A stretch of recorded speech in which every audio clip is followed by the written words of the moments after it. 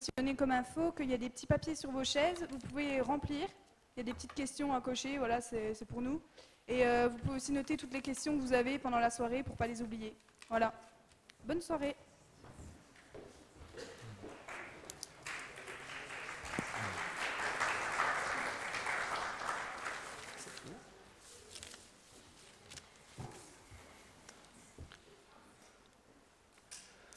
Maëlys.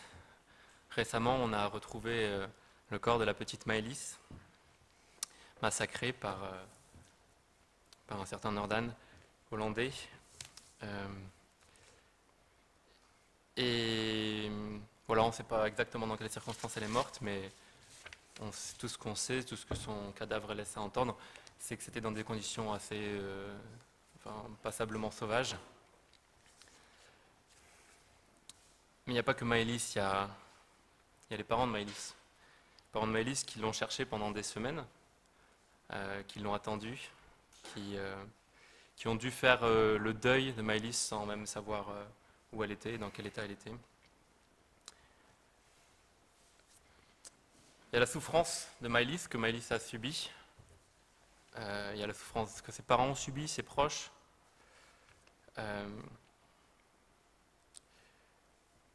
Il peut y avoir aussi un moment ou un autre, et je l'espère qu'il y aura cette souffrance, la souffrance de l'homme qui a commis cela, la souffrance le jour où on commence à regretter ce qu'on a fait. Et il y a la souffrance enfin de tous ceux d'entre vous qui ont suivi cette affaire, souffrance à voir ces images horribles, souffrance à entendre parler de cela, souffrance à imaginer le nombre de situations que ça peut concerner dans le monde, ce genre de situations qui concernent des personnes précises avec des noms comme Maëlys.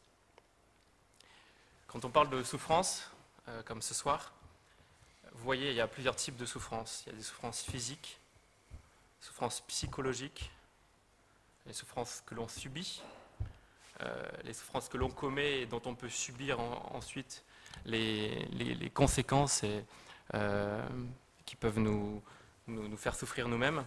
Et enfin, il y a la souffrance perçue, la souffrance de voir la souffrance des autres finalement.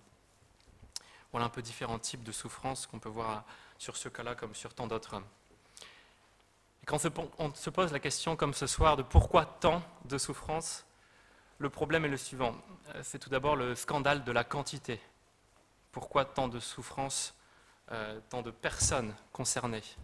Parce que Maëlys n'est pas un cas isolé. Inutile de vous faire une liste où vous connaissez, enfin, vous avez tous eu des cours d'histoire, vous avez tous eu des familles qui ont même une histoire, vous venez de pays qui ont une histoire, et dans cette histoire il y a beaucoup de sang qui a coulé, beaucoup de larmes aussi. Donc le scandale de la quantité, et scandale qu'il est bon de ressentir. Hein. C'est Staline qui disait apparemment, quand une personne meurt c'est une tragédie, mais quand 1 million de personnes meurent c'est une statistique. Donc, on dit en français que Dieu nous préserve, quand on veut dire quelque chose qu'on veut éviter, et que Dieu nous préserve d'avoir un jour cette indifférence-là. Ensuite, il y a le scandale de l'intensité de la souffrance. Maëlys a dû subir des choses horribles, qu'il ne convient même pas d'imaginer. À Guantanamo, on fait subir des choses horribles à des terroristes ou des présumés terroristes, des souffrances psychologiques d'une intensité rare. Les Français en Algérie, l'armée française a fait subir des interrogatoires d'une cruauté difficilement dissible et qui a fait de l'armée française un peu une experte en moyen d'obtenir des informations contre le consentement, ce qui fait que beaucoup d'armées se sont formées auprès des Français en passant. Donc le scandale de la quantité, le scandale de l'intensité et enfin le scandale de l'innocence de ceux qui subissent ces choses. La souffrance nous affecte d'autant plus qu'elle est subie par une personne ou par des personnes qui n'ont rien demandé et même dont on se dit qu'elles n'ont rien mérité. donc notamment la souffrance des enfants peut nous atteindre, ou même la souffrance des animaux, le chien combat sans raison et qui n'a rien demandé. Voilà, la souffrance des innocents. Les philosophies et religions ont élaboré différentes pensées sur la question de la souffrance. Et je vous propose, dans le temps qui est le mien, de mentionner quelques-unes de ces options dans l'espoir qu'elles éclairent au moins, si possible, certaines des souffrances par lesquelles nous passons ou par lesquelles, dont nous sommes témoins. Donc tout d'abord, vous avez plusieurs moyens d'essayer de répondre à la question du pourquoi tant de souffrance en invoquant des causes, c'est-à-dire des explications. Une des solutions consiste à dire, enfin une des réponses, consiste à dire que c'est la société, la culture qui est responsable et coupable de ces souffrances. Et c'est en partie vrai, tant il y a des structures qui en fait favorisent et induisent l'injustice. Quand il n'y a sur le marché que des produits qui ont été produits dans des conditions déplorables, qui ne respectent ni les êtres humains, ni les animaux, ou la nature, etc., vous n'avez pas le choix. Si vous voulez manger, vous n'avez pas le choix. Ces options proposent souvent une réforme ou une révolution dans l'espoir de changer les choses. Donc il faut changer la société, voire pour certains détruire l'humanité pour que le monde et la nature continuent sa course. Le souci avec ces propositions, c'est qu'en fait, elles ont monté au cours de l'histoire. Enfin, il y a eu des tas de personnes à toutes les époques qui ont essayé des utopies, etc., depuis l'Antiquité jusqu'aux dernières utopies totalitaires, et qui ont bien montré que même si on recommence à zéro, on reprend une nouvelle génération, qu'on forme comme on n'a pas formé leurs parents, ça ne marche pas. Voilà. Et donc ça, c'est une option qui éclaire certaines choses, mais qui n'éclaire pas tout. Une deuxième option, c'est de considérer que la cause principale des souffrances, c'est votre perception des choses. Et que le problème est dans votre perception, c'est que vous tenez pour des souffrances ou pour des maux des choses qui n'en sont pas. C'est la voie d'un certain bouddhisme, la voie du stoïcisme. Il y a du vrai dans ça, il y a du vrai parce que parfois on se fait souffrir nous-mêmes en ayant des attentes démesurées. On attend, je ne sais pas moi, on attend avoir des résultats extraordinaires à un examen sans avoir révisé. Ben non, c'est pas possible, quoi. Et donc on se fait souffrir, on s'en plaint après, on peut même s'en plaindre à Dieu ou que sais-je. Mais donc il faut changer sa manière de voir, c'est ce que proposent ces voies-là. Mais on voit bien qu'il y a des limites parce qu'il y a des souffrances, comme celle de Maëlys ou comme d'autres, qui ne sont pas de l'ordre de l'imaginaire, loin s'en faut. Une troisième voie sur le plan des causes, c'est une voie, je vais suivre ici une formule d'Hannah Arendt, la philosophe allemande, juive allemande, qui parlait de banalité du mal, le fait que le mal est banal, et donc on n'y prend pas garde. Et c'est l'idée qu'en fait, l'idée que je vous propose ici, c'est que le vice, voilà, le fait de ne pas être complètement aligné, de chacun d'entre nous, accumulé, en fait, donc toutes les méchancetés des uns, les lâchetés des autres, qui ne font rien vis-à-vis des méchancetés des autres, que tout ça accumulé produit des choses dramatiques. Et effectivement, il y a un certain nombre de situations dans l'histoire où en fait, les choses se sont cristallisées, alors que personne n'était vraiment méchant, mais en fait, personne non plus n'était vraiment courageux. Et on se retrouve avec 6 millions de juifs gazés, ou d'autres situations comme ça complètement dramatiques, alors qu'une bonne partie de la population n'avait rien de particulièrement méchante, mais rien non plus de particulièrement héroïque. Et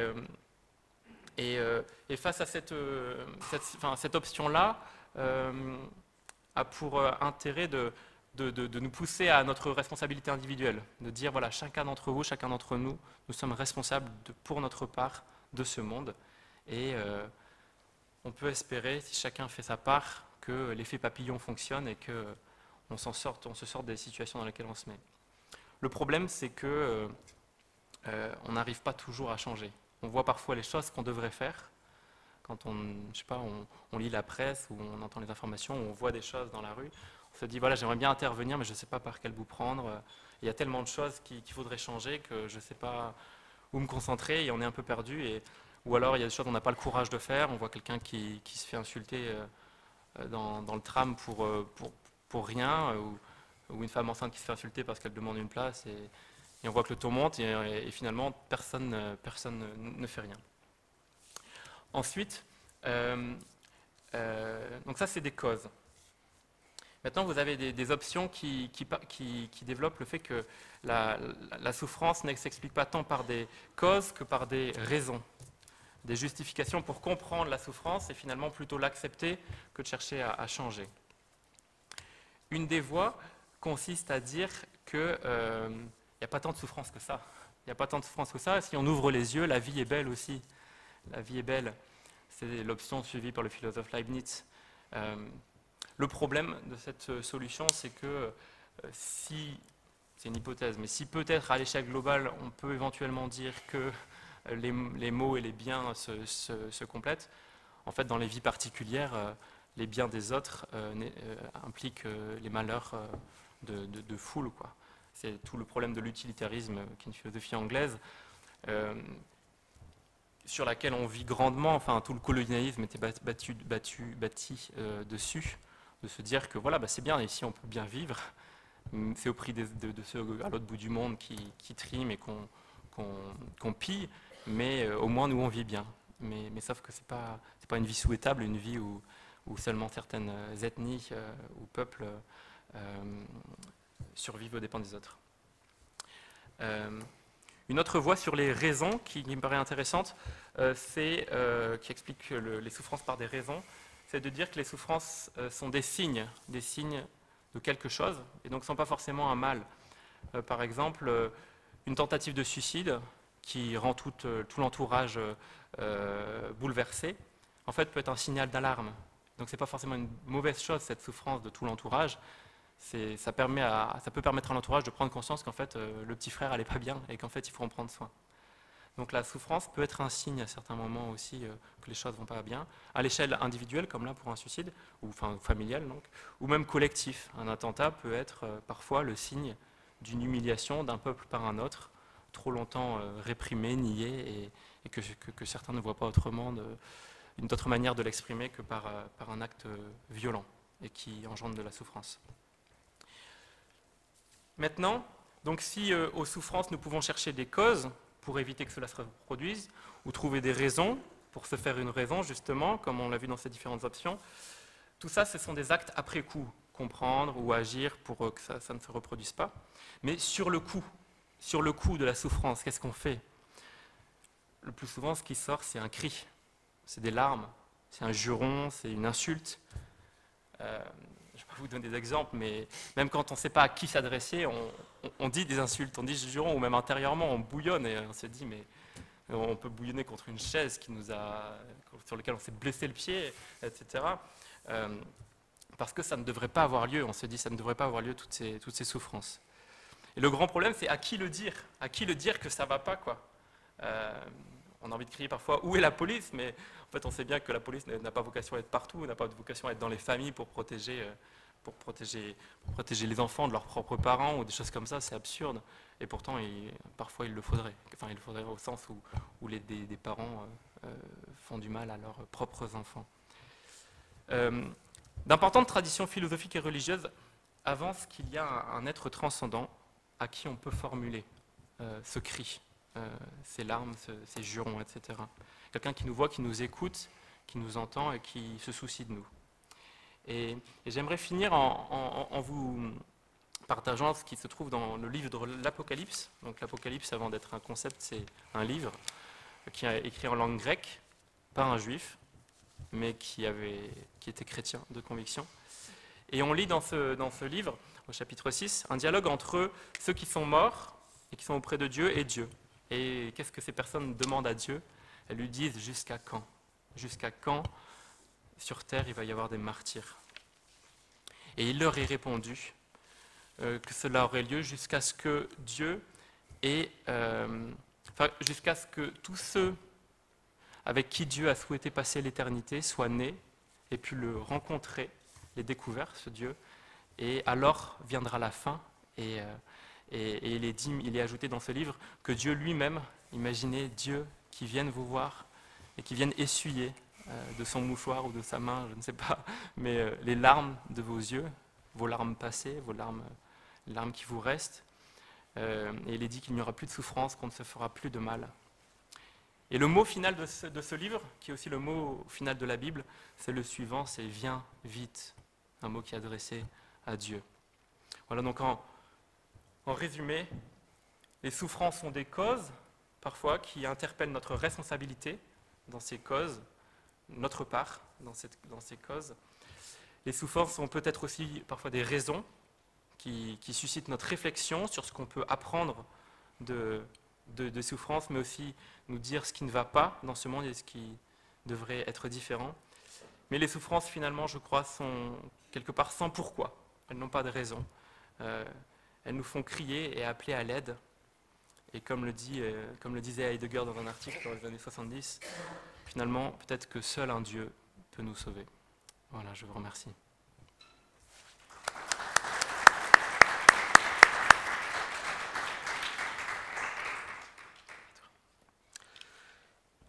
Alors pourquoi la souffrance ? C'est une question qui est une question complexe, elle se trouve au cœur de nombreuses pensées, que ce soit des pensées philosophiques, que ce soit des questions qui sont autour de la foi. Et pourquoi cette question a un intérêt particulier ? C'est parce qu'elle touche tous les hommes, donc elle nous atteint nous aussi personnellement. Et bien plus que cela, la souffrance, elle nous fait mal de par le fait. Et devant cette douleur, il nous paraît tout à fait normal de vouloir savoir et de pouvoir chercher à comprendre d'où vient cette souffrance. Et même, peut-être essayer de trouver une plus-value ou un sens à ce qui est à la base de cette souffrance. Essayer d'en ressortir grandi, c'est en tout cas une espérance que l'on souhaite avoir. Pourquoi j'ai mal ? Pourquoi je souffre ? Et cette question, elle est tout à fait légitime.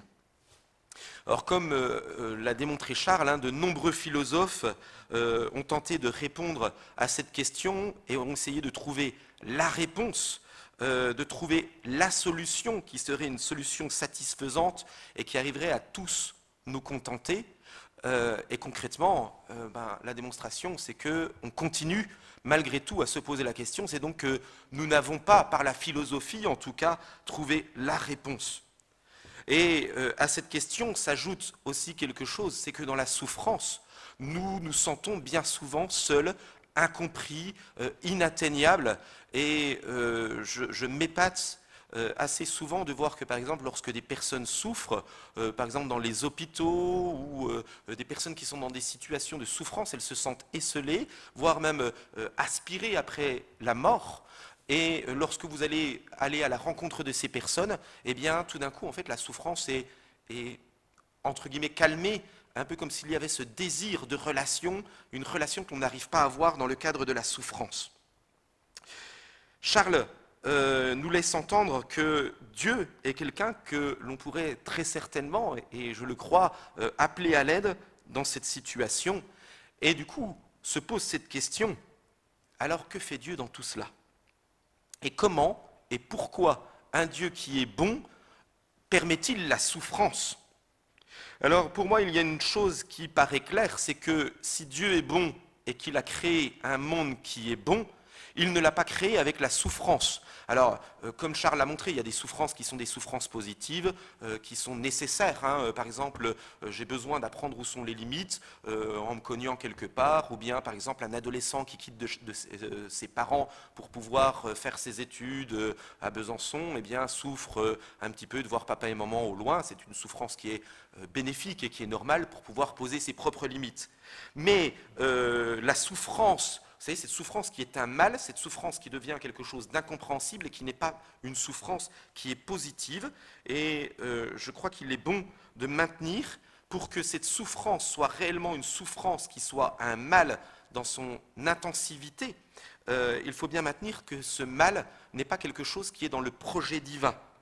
Et pour que la souffrance reste un mal, il ne faut pas pouvoir trouver dans cette souffrance quelque chose de bon et de positif.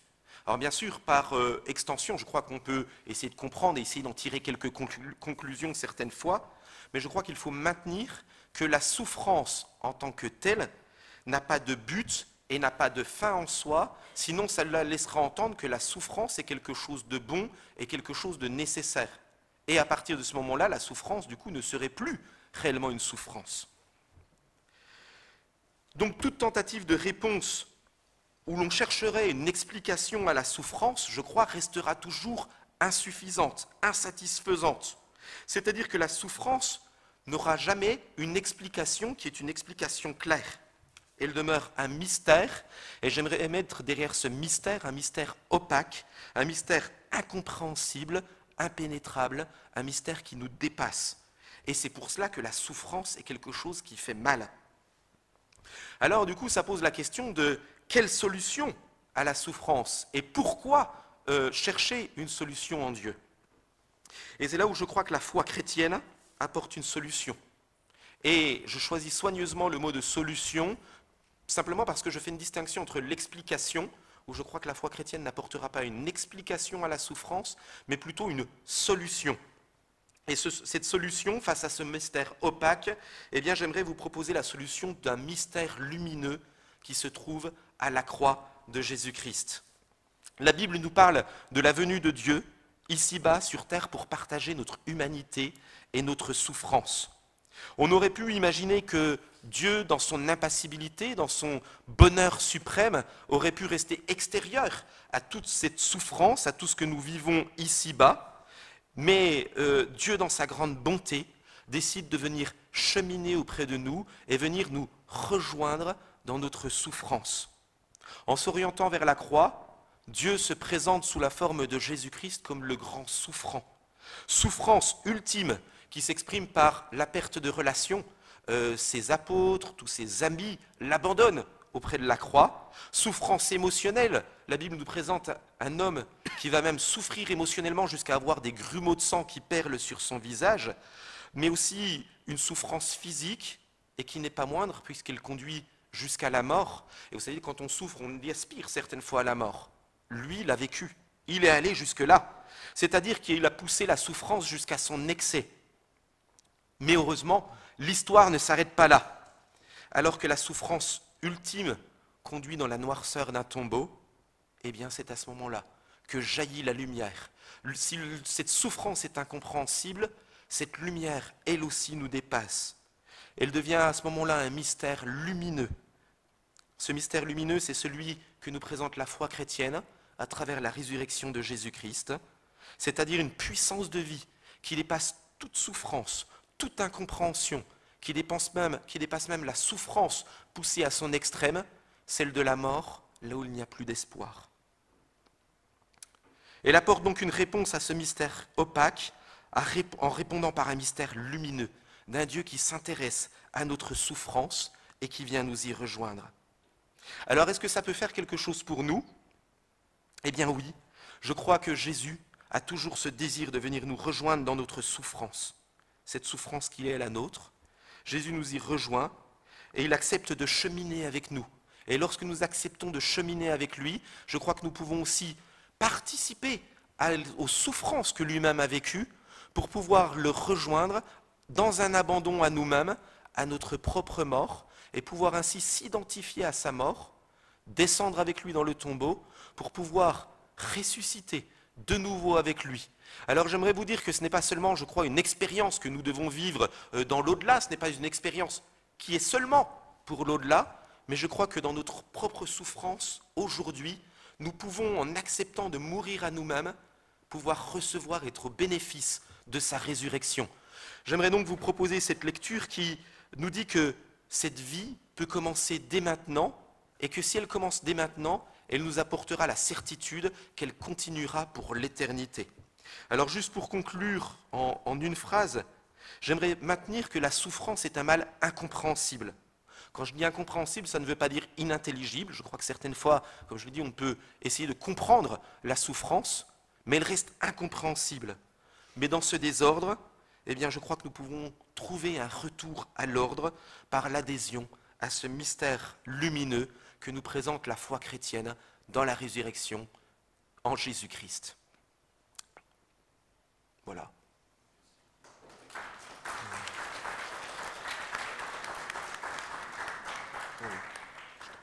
Alors, après ces exposés, on va avoir 20 minutes de discussion. Vous pouvez poser toutes les questions que vous voulez en rapport avec le thème. Donc, pourquoi tant de souffrance? Donc, n'hésitez pas. Donc, je vous prierai quand même de rester courtois et qu'il y ait une certaine bienveillance, parce que le but, c'est pas d'étaler ses opinions, mais de pouvoir vraiment poser des vraies questions. Voilà.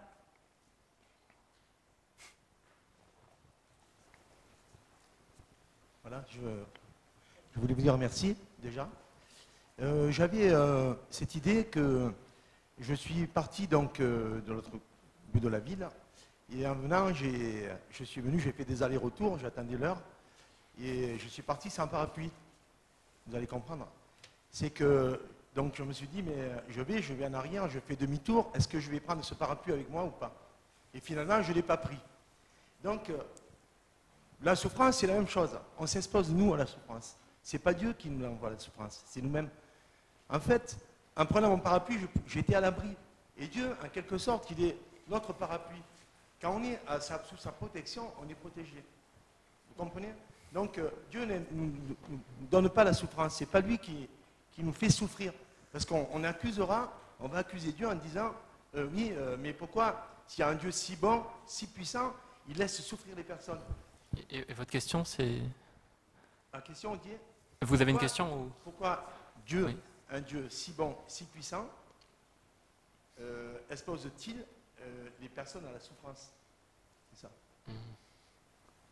Alors, juste pour continuer, alors bien sûr, je pense qu'il y a effectivement des souffrances que l'on s'inflige soi-même. Après, au-delà de ça, je pense qu'il y a des souffrances collectives. Je veux dire, la traite des esclaves en Afrique, je veux dire, les pauvres, c'est pas parce qu'ils avaient oublié un parapluie ou quoi que ce soit. Je veux dire, là, ça leur est tombé dessus, ils ne l'avaient pas cherché.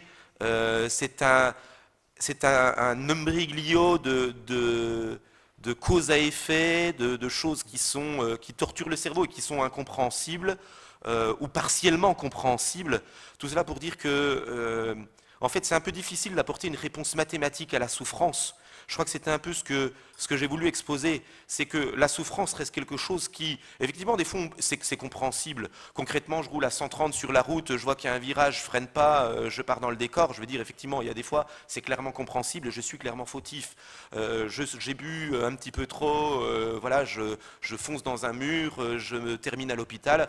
Oui, clairement, c'est de ma faute. Après, je pense que et c'est là justement là où la souffrance nous dépasse, c'est justement dans cette mesure où elle ne se comprend pas. Quand elle se comprend, je pense, effectivement, c'est une souffrance qui est plus apaisante, j'aurais envie de dire, parce qu'on va se dire, ben, on ne recommencera pas un truc comme ça.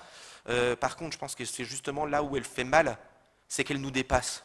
Et oui, on va chercher des solutions mathématiques, mais je pense qu'il faut aussi laisser cette part à la souffrance, qu'elle nous dépasse, parce que du coup, c'est une réalité métaphysique. Et je pense que c'est bon aussi de laisser à la souffrance cette réalité métaphysique, quelque chose qui nous dépasse, et du coup à ne pas chercher toujours une explication. Et du coup, effectivement, je rejoins aussi là-dessus. Du coup, je pense qu'effectivement, Dieu n'est pas derrière cette souffrance, mais la souffrance est quand même quelque chose du coup qui nous dépasse, et que c'est une réalité métaphysique. Et pour répondre à cette réalité métaphysique, du coup, c'est pour ça que j'ai voulu aussi répondre par une autre réalité métaphysique.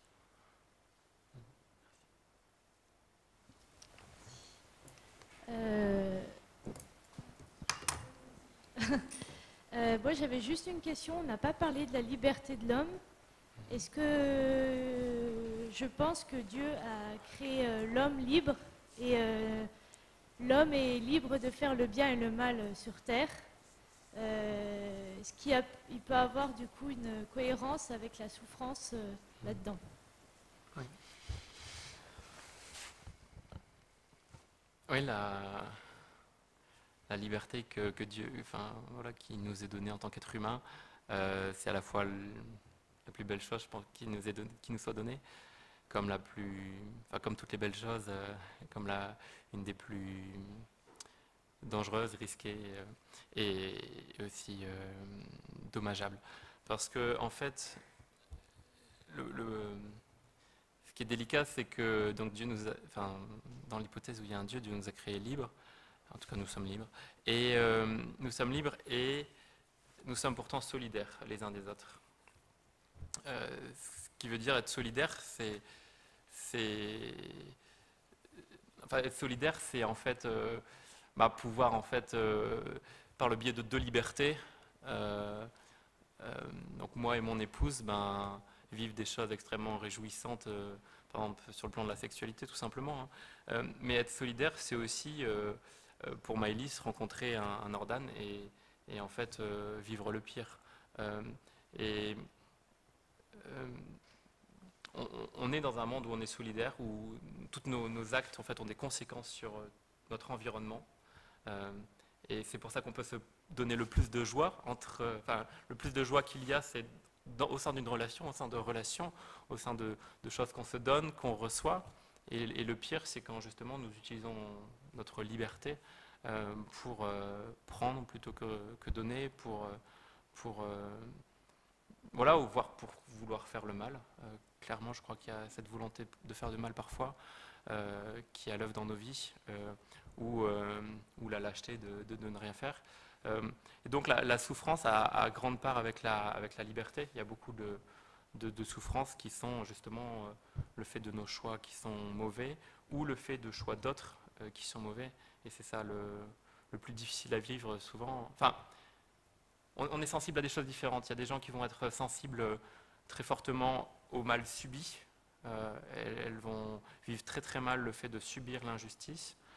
Et d'autres vont être plus sensibles à leur propre responsabilité, à leur honneur. Et elles vont vivre encore plus mal le fait d'avoir fait quelque chose de mal. Et vont avoir des remords pas croyables ou des regrets de ne pas avoir fait le bien qu'elles auraient pu faire. Mais c'est clair que la souffrance a beaucoup part à notre liberté, et c'est pour ça que la liberté ne va jamais, dans les plus grandes traditions philosophiques et religieuses, sans un devoir d'amour, enfin un devoir de bienveillance envers ceux qui nous entourent, envers nous-mêmes, parce que sans cette bienveillance, cet amour, en fait, la liberté est comme désorientée et capable du pire, quoi. Ouais. Du coup, Jésus disait que Dieu nous mettait à l'épreuve, mais que des épreuves qu'on pouvait supporter. Et du coup, moi, je pose la question du suicide. Où est la place du suicide là-dedans? Parce que s'il nous a mis à l'épreuve et qu'on peut les supporter, alors pourquoi le suicide? Voilà, nous faisons œuvre de liberté commune pour le bien commun. Oui. Donc effectivement, il y a une parole dans le Nouveau Testament, les écrits qui ont succédé à la venue de Jésus par ses apôtres, qui dit que Dieu ne nous tentera pas au-delà de nos forces. Ce qui laisse entendre qu'on ne passera pas par des choses plus difficiles que ceux que nous pourrions supporter. Autrement dit, si vous passez par quelque chose qui vous semble trop dur,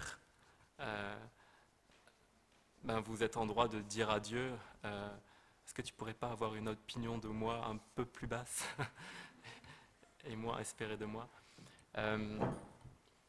Si on croit cette parole, ça peut donner des forces incroyables dans l'épreuve. Si on croit réellement qu'il y a un Dieu bon qui nous croit capable de traverser cela. Et c'est ce qu'a vécu à sa manière Etty Hillesum, qui était une juive hollandaise,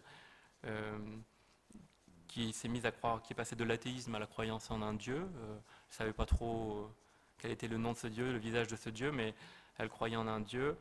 Et ce qui lui a donné une force incroyable dans les camps de concentration vis-à-vis de ses frères en humanité et puis en judaïté aussi.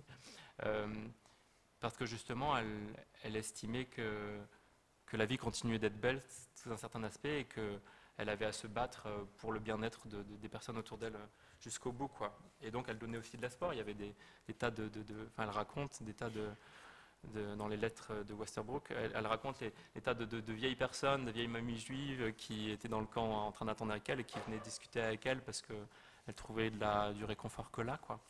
Mais Et maintenant, le suicide, est-ce que ça veut dire que les personnes... Qu'est-ce que ça veut dire des personnes qui se suicident, effectivement? Est-ce qu'elles ont vécu des choses trop pesantes? Ça, c'est clair. C'est clair que le suicide... c'est marrant, le suicide, si vous prenez les textes de la Bible, puisqu'on en parle, dans la Bible, il n'y a aucune condamnation du suicide. Il y a juste des histoires de suicide. Comme si Dieu ne voulait pas en rajouter une couche. Que le suicide c'était déjà assez douloureux pour la personne, pour l'entourage, que ça ne sert à rien de dire que c'est bien ou pas bien. Enfin, c'est pas la question. La question, c'est juste que c'est triste, c'est dommage, ça n'aurait pas dû avoir lieu. Et c'est ce qu'on voit dans les récits de suicide de la Bible, il y en a 4, 5, et c'est qu'à chaque fois, il y a une perte d'espérance. Les personnes qui se suicident se voient face à un mur, quoi. Voilà ce que je dirais sur la question, quoi. Donc c'est... Peut-être pour compléter, enfin, je pense que la réponse est quand même, enfin, moi ça me satisfait, donc voilà, enfin, c'est... voilà.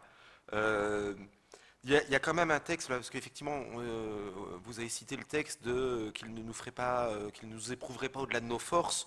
Il y a un autre texte quand même dans le Nouveau Testament. Il y a quelques jours, on prenait un passage avec mon épouse, et au début d'une épître, alors je ne sais plus laquelle c'est, où c'est que c'est marqué que l'apôtre Paul, à un moment, n'avait plus de force, au point même de désespérer de vivre. Du coup, ça fait poser un petit peu, ça pose un peu plus de complexité que de simplement dire que Dieu ne nous éprouvera pas au-delà de nos forces, puisque là, il dit lui-même qu'il désespère au point même de perdre la vie. Ce qui veut dire que, effectivement, du coup, la question du suicide, alors je ne sais pas si je l'ai posée comme ça, mais en tout cas, c'est la question de est-ce qu'il ne vaudrait mieux pas que je meure, pas forcément se suicider, je ne pense pas que l'apôtre Paul, je ne mettrai pas, en tout cas, cette pensée derrière lui, mais en tout cas, effectivement, cette désespérance. Par exemple, l'autre jour, j'avais au téléphone une personne que j'avais en entretien pastoral qui me dit « mais je souffre tellement que je préfère mourir ». Enfin, qu'est-ce que vous voulez que je dise? Je peux pas lui dire, non, t'as pas le droit. Enfin, je veux dire, c'est pas moi qui souffre. Donc, du coup, après, c'est peut-être plus justement l'encourager. Et puis, bon, justement, avec toutes ces questions de souffrance du Christ et tout ça, c'était les seules choses que je pouvais lui dire. Je ne pouvais pas lui donner des réponses d'ailleurs à sa souffrance. Donc, tout ça pour dire que la question d'espérer mourir, je pense qu'elle peut s'entendre. Je ne vous encourage pas à cela. Je pense que si vous êtes dans une situation comme ça, je vous encourage, entourez-vous. Je pense qu'il y a des gens qui sont là pour vous aider et vous n'êtes pas seul si vous êtes dans cette question. Ensuite, pour compléter un peu cette question, je pense à Karl Barth qui a réfléchi. Donc Karl Barth, c'est le plus éminent théologien, le plus éminent homme de science religieuse qu'il y a eu au cours du XXe siècle, qui se pose à un moment la question du suicide. Et qui est l'un des premiers à dire que c'est une question qui est plus complexe. Et j'ai aimé, du coup, effectivement, d'oser répondre que c'est une question complexe. Premièrement, parce qu'il prend l'exemple des premiers chrétiens, à qui on leur dit, mais donc dans un cadre de persécution, en disant il faut que tu couches avec le soldat, machin, truc bidule, sinon on te retire la vie. Du coup, elle se retrouve face à un choix, soit je fais quelque chose qui va me déshonorer et déshonorer ma foi, et je me trouve libre, ou il faut qu'entre guillemets je me suicide, parce qu'en disant non, je ne le ferai pas, entre guillemets, on sait qu'on appuie sur la cartouche. Alors la question est un peu différente de celle du suicide, mais indirectement, c'est nous qui prononçons nous-mêmes notre sentence de mort. Et du coup, il dit que il y a quand même une complexité derrière cette question. Et après, il développe encore un peu en disant qu'effectivement, la question du suicide est une question complexe. Et effectivement, je pense que la question du suicide est aussi une expression d'abandon de la foi. Et je pense que c'est la démonstration qu'à un moment, on ne met plus son espérance en Dieu et que l'on vient à se la mettre uniquement sur soi-même. Donc c'est là où, du coup, ça vient à m'alarmer. Mais, comme dit Charles, je pense que les textes bibliques restent très sobres sur cette question. Il ne nous dit pas que l'on va finir en enfer, comme, comme la théologie du Moyen-Âge nous le laissait entendre, hein, que les personnes qui s'étaient donné la mort ne pouvaient pas aller au ciel et tout ça. La Bible ne le dit pas, et nous laisse juste sur ces histoires qui nous laissent entendre que c'est une fin qui est tragique, qui n'est pas agréable, mais sans porter une réponse mathématique, une sentence mathématique sur cette finalité. Après, par contre, je pense qu'elle encourage fortement et vivement, hein, à ne pas désespérer de la vie, et du coup à retrouver espoir. Et donc pour rebondir sur ce texte de l'apôtre Paul, hein, il désespère, et puis ensuite il relève la tête, et il se rend compte que dans la relation qu'il a, entre autres dans le cadre des églises, puisqu'il l'écrit à différentes communautés chrétiennes, du coup il se rend compte qu'il y a aussi derrière tout cela aussi une espérance. Toujours pareil, je fais bien la différence, je ne parle pas forcément de compréhension, pourquoi, mais par contre une espérance qui est derrière.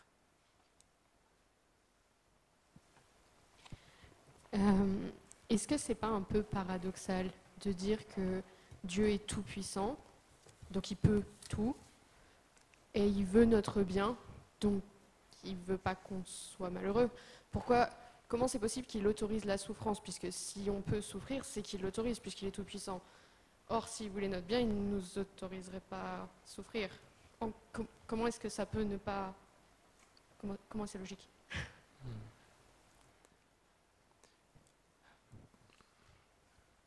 Dieu ne nous autorise pas à souffrir. On souffre, c'est tout. Il n'y a pas d'autorisation pour souffrir. Souffrir, c'est... Je pense une des choses qui éclaire la souffrance, c'est pas la seule, hein, mais une des choses qui éclaire la souffrance, c'est de penser aux douleurs, les douleurs physiques et même les douleurs psychologiques, morales, qui donc là rejoignent plus la souffrance. Les douleurs sont des signaux que quelque chose ne va pas. C'est bien, enfin, il y a des maladies assez étranges où en fait les personnes n'ont plus la sensibilité de la douleur et donc elles se découvrent en train de brûler parce qu'elles sont trop près du feu, mais elles le découvrent trop tard, quoi. Enfin, sans avoir senti ce qui se passait. Et c'est dramatique. Et justement, tout ce qui est douleur corporelle sont des signaux pour nous dire quelque chose qui ne va pas. Et donc la question n'est pas tant de pourquoi il y a des signaux qui nous disent qu'il y a des choses qui ne vont pas, des signaux physiques, des signaux psychologiques, des signaux aussi sociétaux. Il y a des tas de choses qui se passent dans notre monde, dans nos sociétés, qui sont simplement des signaux d'alarme, qu'il y a des choses qui ne vont pas. Et souvent, c'est justement, il y a certaines personnes qui manifestent que quelque chose ne va pas dans un corps bien entier. Enfin, je sais pas, moi, les suicides au travail, dans telle entreprise, enfin, je pensais par exemple l'histoire du numéro 2 d'une frégate française, donc à l'armée de la marine, qui s'est suicidé parce que justement il était celui qui était un peu le larbin de service du capitaine du bateau. Il s'est suicidé parce qu'il y avait donc pression morale et enfin, des choses assez sordides de la part de celui dont il était le valet quelque part. Et c'était simplement, enfin c'est cette personne qui se suicide, mais c'est aussi le signe que les commandants de navires français ont trop de pouvoir et que dans la marine, enfin ça c'est un militaire qui m'a raconté ça, mais que dans la marine il y a des choses qui ne sont pas nettes dans l'ambiance et dans la manière dont la hiérarchie se vit, etc. Et donc ces signaux sont à prendre en compte. Donc c'est bien que, ce qui est bien, c'est de savoir réagir à ces signaux. Donc la balle est toujours dans notre camp, quoi. Et donc la question n'est pas tant pourquoi Dieu permet des signaux d'alarme, mais pourquoi il y a besoin qu'on se tire l'alarme. Pourquoi c'est le bazar, pour ne pas employer un autre mot. Enfin, pourquoi on fait n'importe quoi? Pourquoi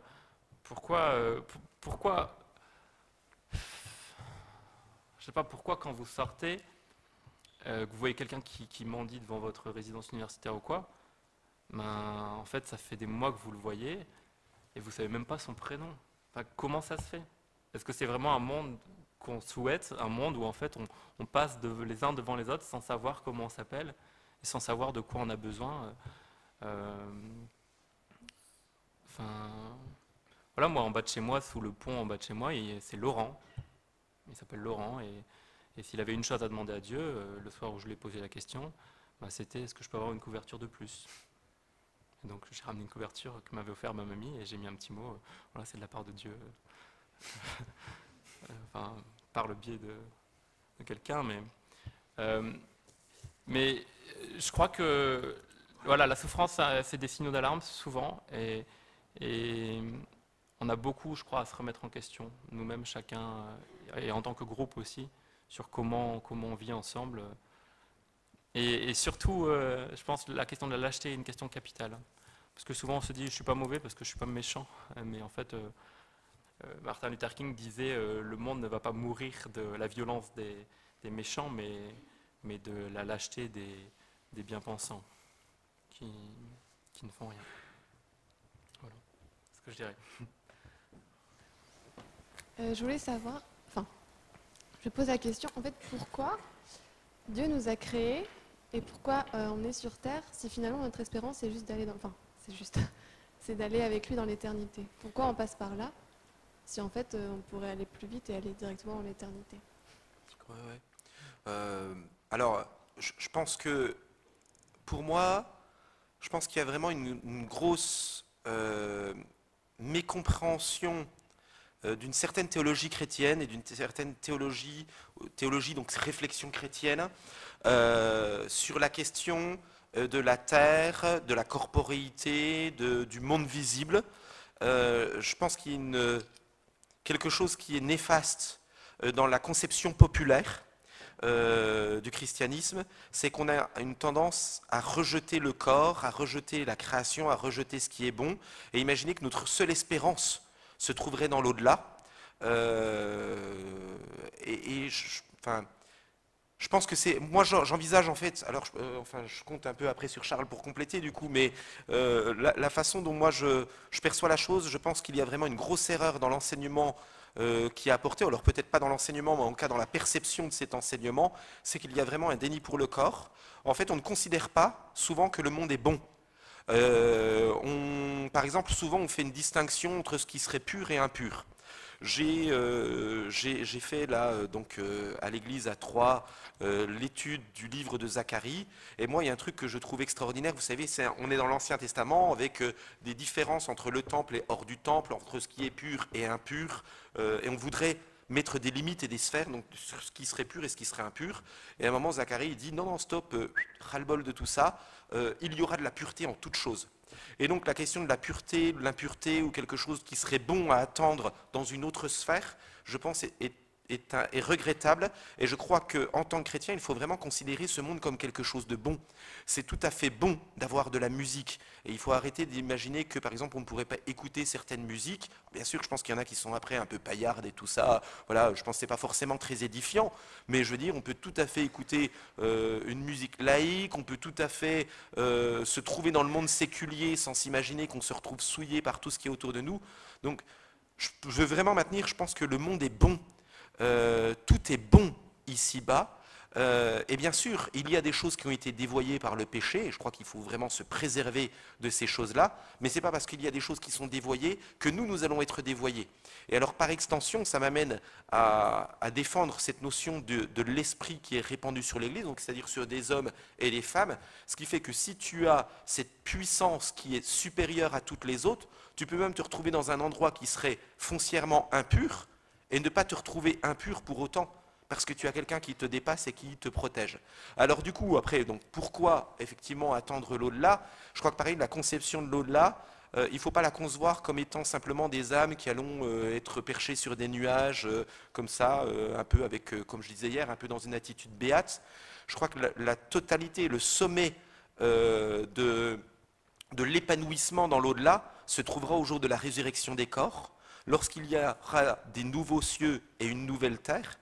Et donc tout ce qui est corporel, tout ce qui est relationnel, tout ce qui est... hier je te parlais de la richesse des nations, donc tout ce qui est artistique est quelque chose de bon, et donc l'on jouira pleinement là-haut, simplement parce qu'effectivement il n'y aura plus ce qui est dévoyé ici-bas.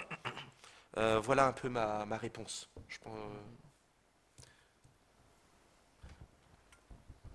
tu m'as invité à compléter, donc je complète, mais j'ai pas grand-chose à compléter, si ce n'est que, enfin, la question étant, pourquoi, du point de vue de Dieu, ne pas tout de suite arriver à la case départ, la case arrivée, pardon, sans passer par la case prison, justement, et pour atteindre le paradis, enfin, pourquoi pas nous mettre dans le paradis?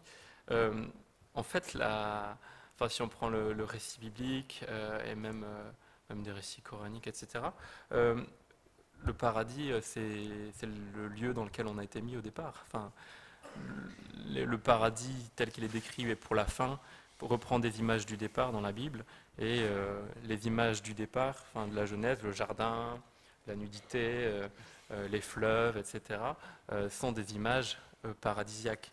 Et donc, Dieu nous a mis dans le paradis. Le paradis, c'est la terre, on y est. On y est. Sauf que Dieu savait bien que le paradis, c'était être avec lui. Et que tout le reste, c'est simplement Enfin, c'est juste l'expression de son amour envers nous qui correspond à notre être corporel. On a besoin de manger, c'est beau de voir des choses. Donc tout est fait pour nos sens, en fait. Tout est fait pour nos sens, et l'hédonisme en ce sens-là est une belle philosophie. Le fait que l'idée qu'on est là pour jouir, et c'est ce que dit l'Ecclésiaste, c'est ce que dit le Cantique des Cantiques, profiter de la vie, enfin, c'est Dieu qui vous l'a donné. Mais sauf que Dieu, donc voilà, voulait nous vivre, qu'on vive en sa présence, parce que c'est ça le meilleur pour nous, et c'est toujours le meilleur pour nous. Mais il le veut de façon volontaire, il nous veut volontairement unis à lui et pas forcés. Dieu, c'est un sympathique séducteur et rien d'autre. C'est pas quelqu'un qui force l'amour.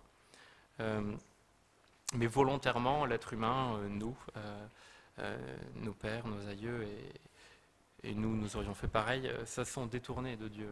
On dit non, on veut bien le cadeau là, on veut bien le monde dans lequel que tu nous as donné, mais on ne te veut pas toi parce que tu nous déranges trop. Et Dieu est revenu plus tard en Jésus, enfin c'est ce que disent les chrétiens, il est revenu en Jésus, et pareil là, les personnes ont dit on veut pas de toi, et donc on le cloue sur une croix, et il ressuscite, et donc c'était une chance qu'il a donnée à tout l'être humain et qu'il donne encore à tout être humain de changer de vie, pour montrer vraiment qu'il veut ce monde avec ces autres personnes autour de nous, qui ne pensent pas pareil, qui ne vivent pas pareil, qui ont d'autres cultures et qui ont d'autres capacités, et pourtant à faire humanité ensemble, sous le regard de Dieu. On a un laps de temps devant nous pour changer de vie, et viendra le jour, enfin, dit la Bible, dit le Coran, que Jésus reviendra, et là un tri sera fait entre les personnes qui ont vraiment voulu vivre ce paradis et ceux qui n'ont pas voulu d'autre chose que de faire de la terre un enfer. Et donc le ciel rejoindra la terre. Enfin, c'est l'image qui est utilisée dans l'Apocalypse. Dieu descendra sur terre et la terre sera transfigurée, nos corps seront transfigurés, donc tout sera encore plus beau. Mais c'est librement qu'on y sera pour l'éternité. Voilà, un petit peu. Voilà, ce temps de discussion est terminé. On va avoir une petite entracte de 10 minutes. Les toilettes sont là-bas et vous pouvez vous servir à la collation. Et donc je vous donne rendez-vous dans 10 minutes pour passer à la phase vraiment débat en soi, où vous pouvez poser toutes les questions que vous voulez. Voilà, à tout à l'heure. Alors, je vous invite à tous vous asseoir. La soirée va reprendre son cours. Donc on va avoir un temps de 30 minutes où vous allez pouvoir poser toutes vos questions. Voilà, bien sûr, dans le respect, voilà, dans la bienveillance, dans l'amour. Et voilà. Ben, je vous écoute. Hein.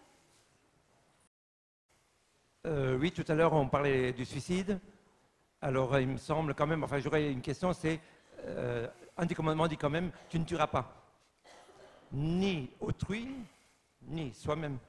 Alors, comment tu réponds à la question? Vous répondez à la question. Alors, si je dois répondre, puisque je me sens seul tout d'un coup, si je dois répondre de façon claire à cette question, oui, clairement, la Bible est contre le suicide. Alors, c'est un peu ce que je laisse entendre en disant que le suicide est une forme d'abandon de la foi, et même par extension, j'ai envie de dire, le suicide, c'est se détourner de la solution de Dieu pour la regarder au niveau des hommes et ne pas trouver de solution du coup, puisque il n'y a plus de solution à vue humaine, et désespérer de Dieu. Donc c'est vraiment une perte de foi. Et donc c'est vraiment quelque chose de négatif. Clairement, oui, la Bible est contre le suicide. Là où on mettait juste la bémol, pour le coup, c'était juste de dire, si quelqu'un l'a fait, je pense qu'il faut toujours continuer à le laisser comme un mal. La nuance que je mets, en fait, c'est qu'on aura envie de répondre un peu mathématiquement en disant cet homme n'ira pas au paradis. Et là, en fait, moi, je ne peux pas répondre. Simplement parce qu'il y a un texte qui nous dit, mais qui est l'homme pour pouvoir dire qui ira en haut ou qui ira en bas? Donc voilà, en fait, c'était plus dans ce sens-là qu'on orientait cette non-réponse, mais effectivement, concrètement, je crois concrètement que le suicide est mal, que ça craint, c'est vraiment pas bien. Et puis je maintiens, si vous avez des situations où vous vous posez la question du suicide, franchement, alors même si c'est le cas ce soir, n'hésitez pas, venez nous voir ou venez voir quelqu'un de confiance. Je veux dire, enfin, on peut en parler. Voilà, enfin, je veux dire, il faut en parler. Soit il faut trouver des personnes de confiance. Et en tout cas, il ne faut pas rester dans cette attitude. Vous n'êtes pas seul. Vous avez des tas de gens qui vous aiment, vous avez des tas de gens qui veulent votre bonheur. Là, clairement, oui. Alors, il y avait une autre question? Bonjour, bonsoir plutôt. Je voudrais vous parler d'un cas parce que j'ai travaillé en maison de retraite et j'avais une personne âgée qui avait environ 90 ans, qui ne pouvait plus parler, qui ne pouvait plus bouger, qui avait un escarre, donc c'est, pour ceux qui ne savent pas, un escarre c'est une grosse plaie au niveau du sacrum, et donc qui souffrait à chaque fois qu'on devait la bouger. Qui était chrétienne, quand elle pouvait parler, elle allait à la messe tous les dimanches. Pourquoi, du coup, Dieu, pourquoi laisse-t-elle une personne qui a eu foi en lui pendant toute sa vie dans cette souffrance, sachant que je sais qu'aujourd'hui elle est encore vivante, donc ça fait au moins plus d'1 an qu'elle est dans cet état. Il y a un livre de la Bible dont on n'a pas parlé, je crois, qui est très intéressant sur la question de la souffrance. C'est le livre de Job. C'est un des plus vieux livres de la Bible. C'est l'histoire d'un homme qui avait tout et qui avait en plus la piété, qui était décrit comme ayant une relation on ne peut plus respectable vis-à-vis de Dieu, vis-à-vis de ses frères humains, etc. Et en fait, cet homme se met à tout perdre du jour au lendemain. Ses enfants, ses biens, sa santé, et il ne comprend pas ce qui lui arrive. Et tous ses amis, parce que ça a été écrit à une époque où en fait la conception courante était que si vous subissiez un mal, c'est que vous aviez quelque part votre karma qui n'était pas dans la bonne direction. Enfin, vous aviez en tout cas commis le mal, ou pas fait le bien que vous auriez dû. Et donc ses amis, petit à petit, vont lui demander « Mais qu'est-ce que tu as fait de mal pour avoir un truc pareil, quoi ? Qu'est-ce que tu nous caches pour que Dieu te fasse un truc, permette des choses aussi malheureuses ?» Et en fait, au fur et à mesure de l'histoire, et puis on a déjà aussi des détails dans le prologue en tant que lecteur, on se rend compte que cet homme souffre pour rien.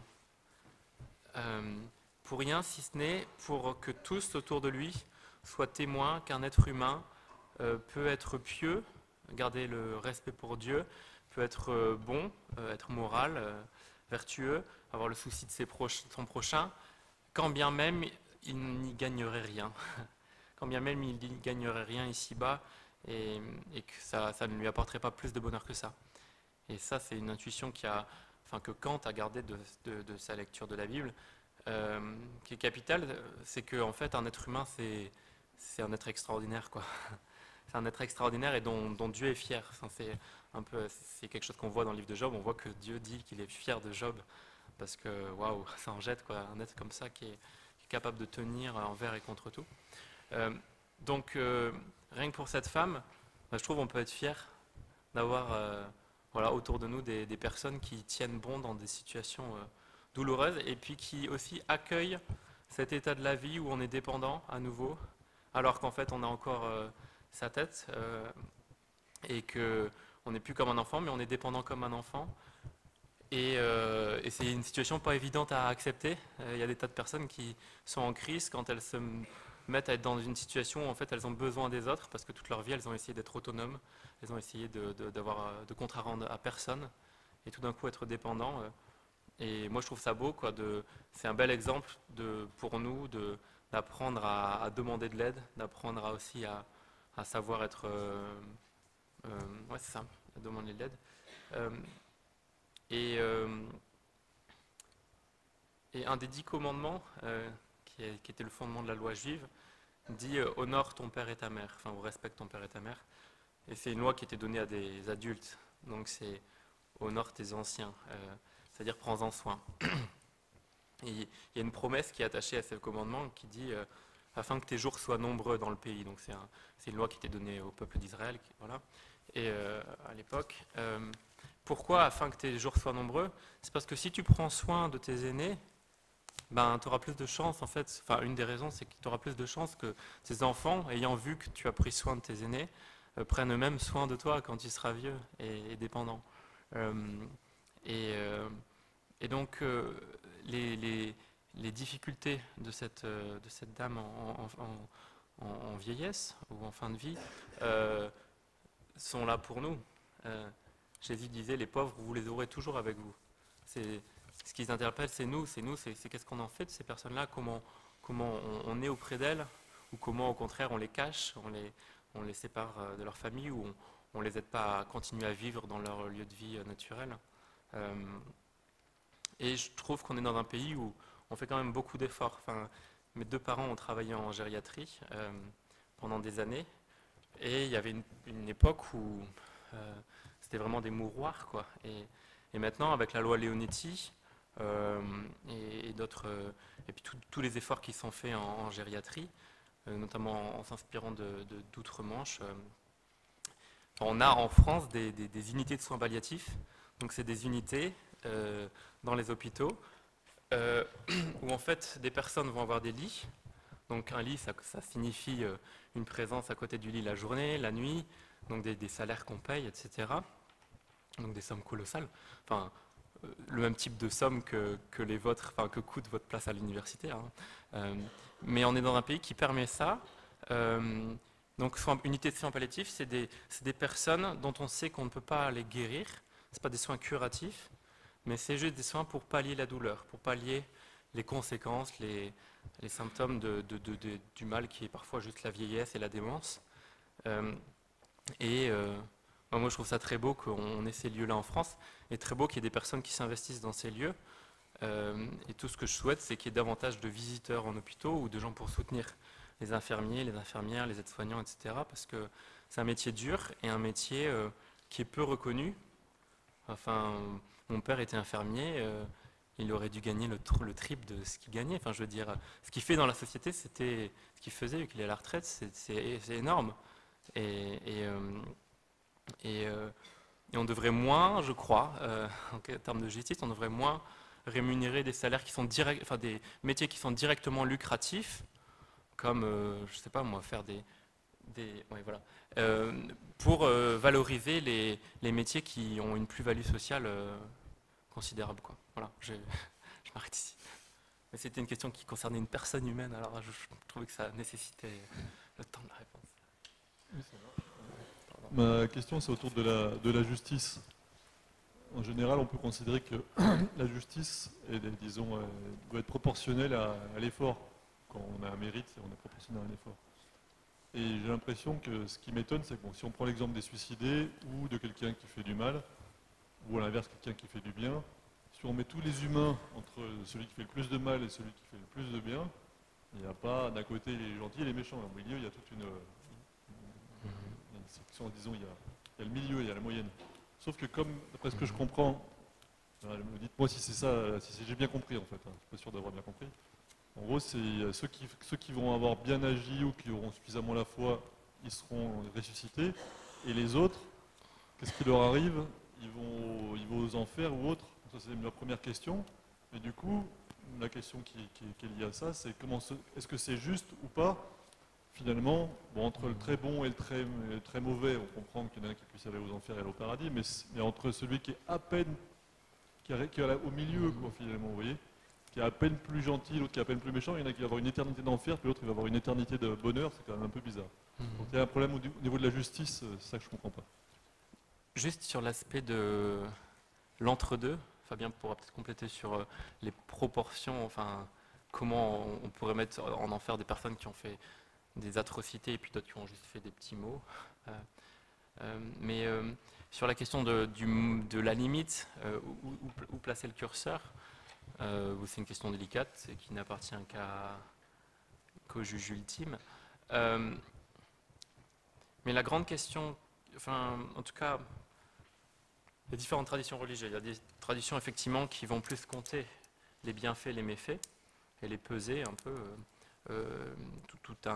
Une compréhension de l'islam va dans cette direction-là. Et donc ça pose des questions que vous soulevez. Mais il y a des traditions religieuses, le christianisme par exemple, où on n'a pas cette question de mérite à ce point-là, parce qu'en fait la grande question c'est la question de la confiance. Est-ce que je fais confiance à Dieu? Est-ce que dans ma vie, il y a une dimension d'abandon à Dieu, de pouvoir lui demander pardon, de pouvoir lui demander de l'aide au jour le jour, et de compter sur lui pour après la mort. Et cette vie de confiance, Dieu y répond positivement, ce qui fait qu'il y a une vie éternelle avec lui.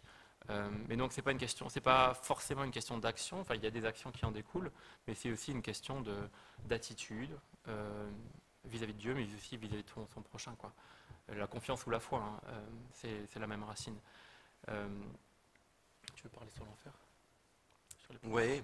Alors sur la question de, alors déjà effectivement, bon alors la question de la justice en fait, enfin, on y réfléchit à vue humaine, en oubliant que je pense que cette justice, il faut la considérer non pas à vue humaine, mais à vue divine. Donc c'est-à-dire la transgression ne doit pas être vue uniquement comme une transgression à vue humaine, avec donc un jugement humain, mais du coup effectivement le juste juge est celui qui est lui-même offensé par ces peines. Puis ensuite sur la question de la gradation des peines. On avait présenté hier l'enfer. Alors comme je disais, c'était pas forcément, enfin c'est pas un lieu où c'est qu'il y a des flammes avec un diable qui vient nous piquer les fesses, là, voilà. Il faudrait plus voir celui comme un lieu de solitude devant lequel on va se retrouver face à tout le bien que l'on aurait pu faire et que l'on n'a pas fait, et face à tout le mal que l'on a fait. Et là, je pense que dans cette formulation, il y a une juste compréhension, c'est-à-dire qu'en fait, on est jugé par rapport à ce que l'on a fait ou pas fait nous-mêmes. Donc c'est-à-dire qu'en fait la gradation du coup n'a pas du tout la même proportion entre un Adolf Hitler, s'il était le mal ultime, ce qui il me semble qu'il y a encore des mots qui sont pires, et pourtant croyez-moi j'ai très peu de respect pour cet homme-là, et ce qui fait qu'effectivement celui qui aura juste piqué un bonbon dans une boulangerie un dimanche matin, voilà, je veux dire effectivement du coup la peine du coup n'est pas du tout la même. Et puis ensuite, si je devais comparer la gradation même des réjouissances dans le cadre du ciel, Jésus dit à un moment, il y a plusieurs demeures dans la maison de mon Père.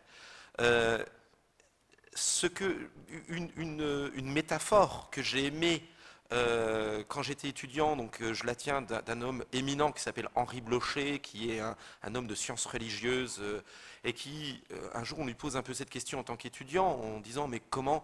Et lui, il parle au ciel que nous serions comme dans un concert, où il y aura une différence entre celui qui a travaillé la musique et qui est un musicien très fin, qui arrive à voir toutes les tonalités, toutes les subtilités de la musique par ce travail qu'il a fait au préalable avant d'entendre cette symphonie, et puis celui qui a tout juste écouté de la musique fin nulle à fond avec des écouteurs sur les oreilles et qui n'a aucune nuance dans les musiques, du coup va apprécier aussi cette symphonie, mais avec beaucoup moins de nuances et beaucoup moins de subtilité.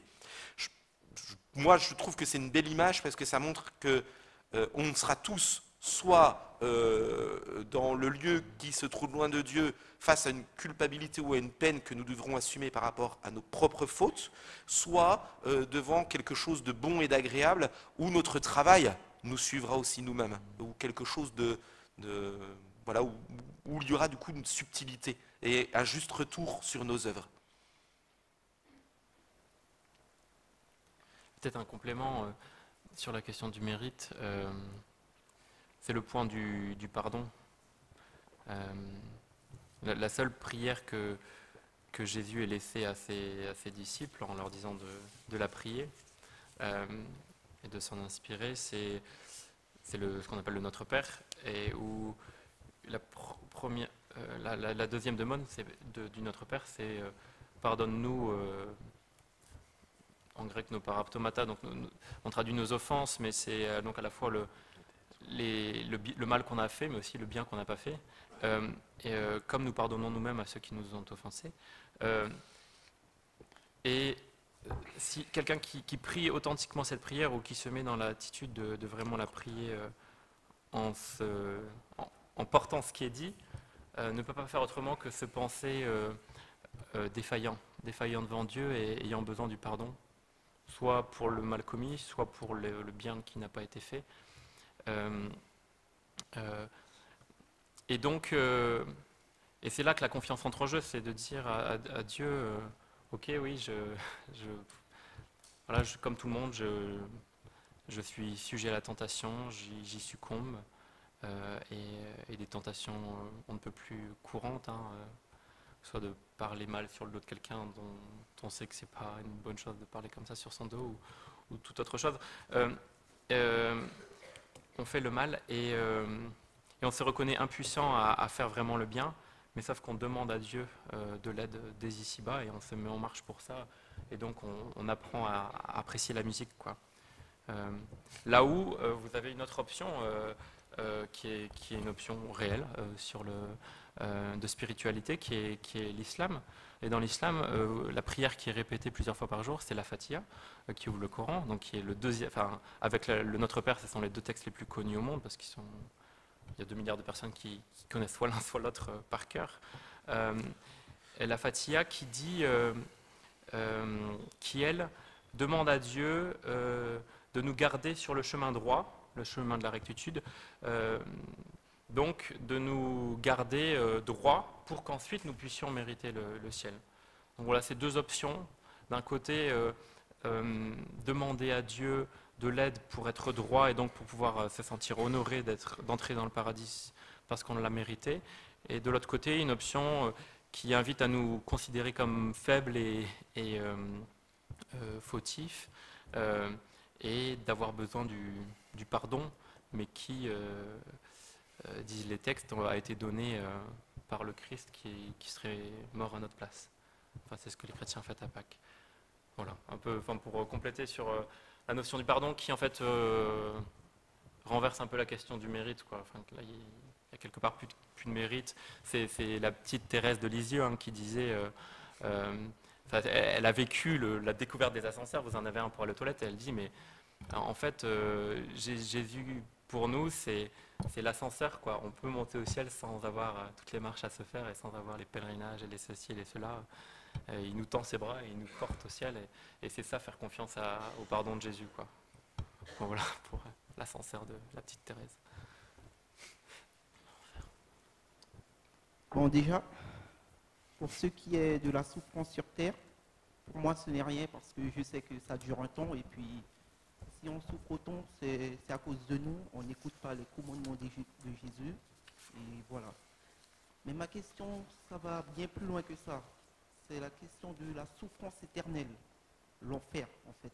Pourquoi Dieu a choisi de faire ceux qui n'ont pas cru souffrir autant en fait? Cette souffrance éternelle qui est si terrible. Pourquoi n'avoir pas choisi de les mettre dans une cage éternellement seuls à souffrir? Voilà. Est-ce que j'ai bien compris la question? Pourquoi Dieu aurait créé un lieu de souffrance éternelle plutôt que d'avoir juste laissé les personnes seules éternellement face à elles-mêmes, c'est ça? C'est un peu ça, mais ça va bien plus loin que ça. Pourquoi cette gravité-là, l'enfer, le feu éternellement? Pourquoi avoir choisi ça, en fait? Ouais. Tu veux répondre? Parce que moi j'ai l'impression que c'est... Je pense que tu pourras compléter si tu le trouves, si tu le penses.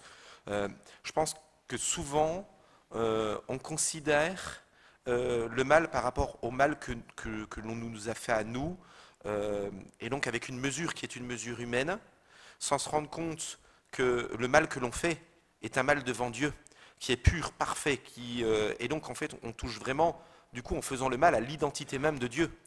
Non pas que ça le modifie, non pas tout ça, mais en fait on a souvent tendance à vouloir juger le mal avec un regard qui est humain, sans se rendre compte que par rapport à celui qui nous dépasse, celui qui est bien au-delà de nous, ce mal du coup a des conséquences et une gravité qui est beaucoup plus grande. Donc voilà pourquoi il y aurait une question d'éternité pour moi derrière ce mal, enfin derrière ce fait. Ouais, bon, pour compléter, donc, Fabien nous dit que l'honneur de Dieu est en cause, et donc un mal face à Dieu ou un déshonneur face à Dieu est immense, puisqu'il est immense en fait Dieu. Mais j'ajouterais aussi que, là je suis de ce point de vue-là la ligne juive et chrétienne, que l'être humain a été créé en image de Dieu, donc ça veut dire comme son représentant. Et donc toute offense faite à un être humain est une offense faite au représentant de Dieu sur terre. Donc quand vous insultez, c'est ce que dit après ça un juif chrétien là, du 1er siècle, Jacques, qui était à Jérusalem, dans son épître, il dit toute offense, toute insulte, quand vous insultez un être humain, en fait vous insultez le représentant de Dieu sur terre, parce qu'il a été créé image de Dieu. Et donc c'est très grave, parce que la première guerre d'Algérie, celle de 1830, le point de départ, c'était une insulte à l'ambassadeur. Et une insulte à l'ambassadeur, c'est une insulte au pays. Donc, quand vous faites du mal à un être humain, ou quand vous n'honorez pas un être humain pour ce qu'il est, donc à savoir un être humain, un représentant de Dieu, vous fautez contre Dieu. Et donc c'est très grave. Et je vous invite à y penser quand vous rencontrez un humain en rentrant chez vous. C'est quelqu'un d'important. En lui-même et à cause de qui il représente. Et maintenant sur l'enfer, je pense qu'on gagne vraiment, mais vraiment à suivre la conception qu'a Jésus de l'enfer. Il dit, c'est le lieu dans ses paraboles, il dit c'est un lieu où il y a des pleurs et des grincements de dents. Les grincements de dents, c'est juste une expression typiquement biblique, mais qui veut dire des remords. C'est de l'araméen, quoi. Qui veut dire des remords. Et donc l'enfer, c'est simplement un lieu de solitude où on pleure sur son sort et où on a des remords, comme disait Fabien. Et donc ça n'atteint pas la justice divine, parce que Dieu ne fait que donner aux personnes qui iraient en enfer, ne fait que leur donner ce qu'elles ont souhaité, à savoir se couper de leurs frères humains et de se couper de Dieu. Et en plus, il ne punit rien, il n'y a aucune punition autre que la punition que la personne s'inflige à elle-même, à savoir le souvenir de ses méfaits et la tristesse de ne pas avoir agi autrement, quoi. Donc l'enfer, c'est quelque chose de très juste, en fait, de très juste, très simple, et finalement, moi, je trouve ça presque, je trouve ça triste, en fait. Ouais, je trouve ça triste que des personnes puissent y atterrir, comme quand on parlait du suicide. Je trouve ça vraiment triste. Ça n'a rien à voir, les deux questions du suicide et de l'enfer. Une personne suicidée peut se trouver ailleurs. Mais en enfer, ce que je trouve... je trouve que c'est vraiment juste et simple et n'a rien de sordide, quoi. Oui. On va peut-être laisser d'autres personnes participer, si ça ne te dérange pas. Merci. Viens nous voir après s'il faut, pas de souci. Du coup, là, quand j'entends cette définition de l'enfer et en opposition du paradis, je me dis qu'en fait l'enfer, il y a des formes d'enfer qui peuvent être aussi dans notre vie humaine actuelle, parce que ça se rapproche un peu de la culpabilité qu'on peut avoir aussi, donc quand on se renferme dans une espèce de solitude qu'on a fait, qu'on prend conscience d'actes qu'on a fait de manière pas positive. Et au contraire, quand on a fait preuve d'amour envers notre prochain, et ben, du coup là on est plutôt dans une forme de paradis. Et du coup j'ai l'impression que cet enfer et ce paradis là, ben, c'est des choses qu'on peut expérimenter au quotidien en fait. Je sais pas. En fait, ce qu'on peut expérimenter, c'est un avant-goût de l'enfer ou du paradis, effectivement. Et un avant-goût qui doit nous donner envie de nous positionner correctement pour la suite, quoi. Voilà. Enfin, l'avant-goût du paradis peut nous juste nous donner envie de faire ce qu'il faut et de vivre ce qu'il vit et d'être comme il est bon d'être vis-à-vis de Dieu, vis-à-vis de notre prochain pour y être. Et l'avant-goût du paradis, qu'il nous dégoûte, voilà, c'est mon seul souhait, qu'il nous dégoûte. Alors j'aurais juste envie d'ajouter quand même, effectivement je pense que la remarque est intéressante, peut-être en ajoutant aussi une notion d'intensivité, parce que je pense que même le remords ou les angoisses que l'on pourrait avoir ici-bas ne sont quand même rien en comparaison de tout le cumul et de toutes les angoisses que l'on pourrait avoir et que l'on pourra, je ne le souhaite pas, mais avoir au final, parce que je vais dire par exemple on peut avoir un remords parce que voilà, je sais pas, on a tapé quelqu'un pour X raison, enfin je sais pas, enfin pour X raison, mais du coup en fait il y a un remords, mais il faudrait vraiment le voir de façon intensive en fait, vraiment comme un cumul de tous ces remords que l'on peut avoir. Donc effectivement je pense que il faut utiliser cette image, mais on se rend compte qu'elle n'est pas complète ici-bas. Donc je pense que parler d'un enfer ici-bas, je pense que c'est ne pas réellement prendre conscience de ce que sera ni le ciel et la nouvelle terre par extension, ni un lieu totalement séparé de Dieu. Même, vous parliez d'une souffrance d'être séparé, mais en fait ici-bas on n'est jamais totalement séparé. On est quand même des êtres relationnels, et même si on se sent seul, on peut avoir des grands moments de solitude, hein, je veux dire ça arrive, voilà. Mais même si on se sent seul, en fait, on n'est pas seul. C'est parce qu'on est seul face au regard d'autres. Mais du coup, se retrouver seul sans le regard d'autres, ça doit être un peu plus compliqué. Ouais. Et de même, le paradis est sans commune mesure avec les joies qu'on peut vivre aujourd'hui.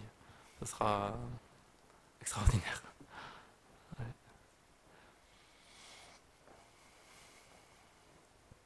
Merci, bonsoir. En fait, je vous fais part des sentiments et du raisonnement d'une amie qui m'a interpellé et même fait pleurer parce que je ne savais pas quoi répondre. Donc elle a dit, mes parents m'aiment, ils prennent soin de moi, ils sont toujours là pour moi, quoi que je fasse, ils m'accueillent, ils m'acceptent, ils sont là. Et toi tu me dis que Dieu m'aime, que je dois donner ma vie, je dois le donner ma vie, je dois l'accepter. Mais tu t'en rends compte? Dans ma famille, j'ai eu des pertes. J'ai perdu des êtres chers. Comment veux-tu que j'accepte un Dieu pareil, qui ne prend pas soin de ses créatures? Que répondriez-vous à cela? Merci. Alors...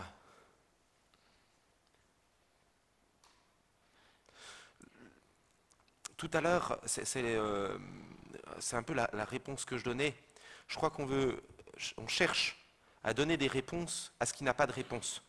En tant que pasteur, dans la question de l'accompagnement du deuil, souvent on a des gens qui veulent, même des fois, même nous dire oh, est-ce que d'après vous il va au ciel, ou enfin on essaie de trouver en fait des tas de réponses mais pourquoi il est mort, pourquoi en plus il est mort, enfin on essaie deux fois de se tourner soit vers moi, soit vers des confrères pasteurs en essayant de trouver une réponse, et d'un point de vue pastoral je trouve ça sage de ne pas donner de réponse parce que c'est pas à moi de la donner, et je crois qu'il faut laisser à l'horreur le mot d'horreur et l'impact de l'horreur. Donc je n'ai pas de réponse, et c'est un peu dans le sens dans lequel j'allais tout à l'heure. Je crois que mon rôle, et je crois que le rôle d'un chrétien n'est pas de donner une réponse, mais d'apporter à cette solution. Je me souviens, il y a quelques années, avoir vécu quelques difficultés. Alors du coup, en fait, je vais vraiment part de choses qui ont fait écho à un moment, effectivement, dans toutes ces émotions, en ne comprenant pas pourquoi l'abandon, le rejet, et puis tout ce qui est lié à la séparation. On peut mettre le mot derrière de deuil, bien souvent. Et clairement, aujourd'hui, pourquoi je suis passé par là, voilà, peu importe, je n'ai pas de réponse. Par contre, une solution qui pour moi s'est présentée à moi, c'est vraiment de cheminer avec le Christ. Et pour moi, ce qui m'a aidé à jaillir, à m'ouvrir dans cette situation, c'est de pouvoir côtoyer le Christ souffrant qui s'oriente vers la croix et d'un coup, en fait, se rendre compte que le plus grand des souffrants, il était avant moi, il a cheminé. Et en adhérant et en cheminant avec lui dans cette souffrance, en acceptant un moment de mourir à soi-même et de lâcher, justement, face à ce qu'on n'a pas de questions, face à ce à quoi on n'a pas de réponse, ce que la Bible va appeler mourir à soi-même, à un moment accepter qu'il y a des choses qui nous dépassent, à un moment des choses qui ne font plus partie de notre cercle de compréhension, ce que j'appelle être mis au tombeau, à un moment où on doit lâcher le morceau. Et c'est à partir de ce moment-là que l'on peut partir dans la résurrection, ressusciter avec le Christ. Alors, ça peut sembler un peu abstrait, je crois que ce n'est pas quelque chose qui s'explique, c'est une tentative d'explication, mais je crois que c'est vraiment quelque chose que l'on doit être amené à vivre. Moi, je ne peux pas consoler les gens.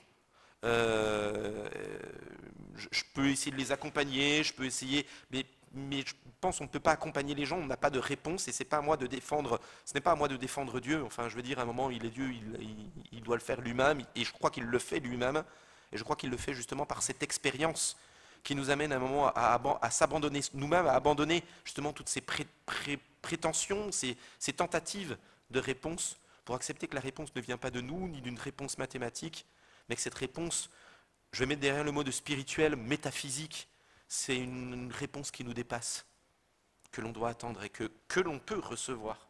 Et du coup, en fait, dans mon expérience personnelle, quand à un moment j'ai vécu cette chose-là, c'est vraiment étonnant, en fait. J'ai envie de dire, on n'a pas affaire au même Fabien qu'il y a quelques années. Et là, donc, je parle à petite échelle, à échelle vivante. Et du coup, ça m'amène à espérer que même lorsqu'il n'y aura plus d'espérance pour moi-même, que je serai mis au tombeau, et bien que le jour où, suivant ce que nous annonce la Bible, le jour où Christ viendra ressusciter les corps, eh bien je m'attends à voir encore quelque chose de beaucoup plus grand derrière. Donc, je maintiens, je n'ai pas de solution face à la souffrance, mais j'ai une espérance.